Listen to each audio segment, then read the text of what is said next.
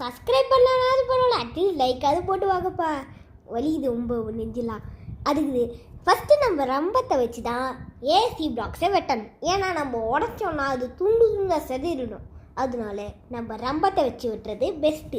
அதே மாதிரி இந்த கல்லெல்லாம் வெயிட்லெஸ்ஸாக இருந்தாலும் ரொம்ப ஸ்ட்ராங், ஆனால் தண்ணியில் கூட மிதக்கும். அதான் எப்படின்னு தெரில. ஆனால் ஆணையை வச்சு அடித்தா மட்டும் எப்படி உடையும் தெரில. இது ரெனாகான் பாண்டு.